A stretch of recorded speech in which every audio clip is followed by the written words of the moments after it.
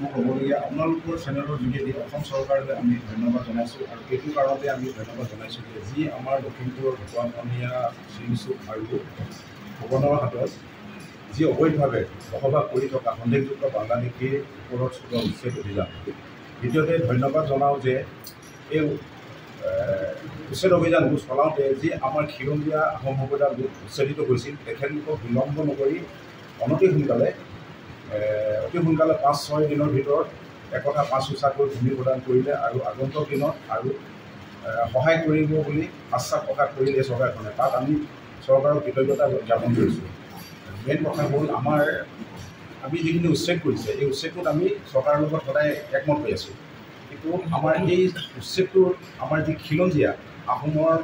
13টাকৈ পৰিয়াল 12-13টাকৈ পৰিয়াল যি উচ্ছেদিত হ'ল, গতিকে এই উচ্ছেদিত পৰিয়ালকেইটা আমি চৰকাৰক যিটো দাবী জনাইছিলোঁ, আমাৰ লখিমপুৰ জিলা টাই আহোম যুৱ পৰিষদৰ আমাৰ লখিমপুৰ জিলা কমিটিৰ পৰা আমি চৰকাৰক যিটো দাবী জনাইছিলোঁ, সেই দাবীটো অতি সোনকালে বিলম্ব নকৰি অতি সোনকালে চৰকাৰে যে এটা ষ্টেপ ল'লে 5 দিনৰ ভিতৰত যে তেওঁলোকক একথা 5 সূচাকৈ মাটিতে প্ৰদান কৰিলে আমি চৰকাৰৰ ওচৰত কৃতজ্ঞ। আৰু বিশেষ আৰু আমাৰ এটা কথা আছে, আমি ইমানটোতে আমি বস্তুটো আমি সাম পতা নাই, কিন্তু তাৰপিছত আমাৰ যিখিনি খেতি মাটি দিম বুলি কৈছে সেইখিনি প্ৰচেছটো আমাৰ হেৰিয়াৰ পৰা আমাৰ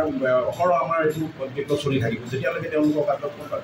একেবাৰে খেতি মাটিলৈকে সহ যিখিনি তেওঁলোকক একদম থাকিব পৰাকৈ জীয়াই থাকিব পৰাকৈ যিখিনি তেওঁলোকৰ ব্যৱস্থা কৰি নিদিয়ে তেতিয়ালৈকে আমাৰ আন্দোলন চলি থাকিব। আৰু তাৰ ভিতৰতে আমাৰ টাই আহোমৰ জনজাতিকৰণ, তাৰপিছত আমাৰ টাই আহোমৰ সাহিত্য শাসন, এইখিনি আমি যি অহৰহ আমি আজি যুঁজি আছোঁ, আজি বছৰ ধৰি যুঁজি আছোঁ। আমি টাই অসমৰ এটা ৰাজকীয় জাতি যি নেকি আমাৰ চাউল চুকাফাই যি আমাৰ অসমখন অসম গঢ়ি লৈ গৈছিলে, সেই অসমখনত আমি আজি আহোমখিনি আজি আমি বৰ এলাগতিয়াল হৈ আছোঁ। গতিকে আমাৰ এইটো দাবী থাকিব। গতিকে সম্পূৰ্ণ কথাখিনি মই এই মজিয়াৰ পৰাই নকওঁ, আমাৰ যিখিনি স্বাস্থ্য শাসন বা আমাৰ জনজাতিকৰণৰ যিখিনি তেতিয়া আমাৰ যিখিনি আন্দোলন হ'ব, গতিকে আমি এইখিনি পিছৰ পৰ্যায়ত আমি আলোচনা কৰিম আৰু যথাক্ৰমে আমি আমি এইবিলাক কৰি থাকিম। আছিলে যে আমাৰ উত্তৰ পাৰত যিহেতু আমি ভাবোঁ যে আমাৰ জনজাতীয় নেতাৰ আমাৰ এক অভাৱ আমি অনুভৱ কৰোঁ, সেয়া ভাগৰ ৰাজনৈতিক ক্ষেত্ৰখনতে হওক বা সামাজিক ক্ষেত্ৰখনতে হওক, যিকোনো ক্ষেত্ৰতে আমি বৰ্তমান আমাৰ আহোম জনজাতীয় যিখিনি লোকসকল লোকখিনি ক'ৰবাত হেৰাই গৈছে বুলি আমাৰ অনুভৱ হয়। চ' সেইকাৰণে আমি এয়াই আমাৰ নিজৰ জনজাতীয় লোকসকলৰ প্ৰতি এটা আমি এক মটিভেশ্যন দিব বিচাৰিছোঁ যে নহয় এনেকুৱা কোনো কথা নাই, যে আগন্তুক যি ইলেকশ্যন আছে ইলেকশ্যনত আমাৰ আহোমৰ যিসকল জনগোষ্ঠীয় যিসকল লোক আছে সেই লোকখিনিও যথেষ্ট এক ভূমিকা গ্ৰহণ কৰিব। আৰু সেইবাবেহে আমি আমাৰ যিসকল আহোমৰ জ্ঞাতিসকল আছে তেওঁলোকক একগোট কৰাৰ প্ৰচেষ্টাত আজি আমাৰ এক কাৰ্যসূচী আমি গ্ৰহণ কৰিব লৈছিলোঁ। যিহেতু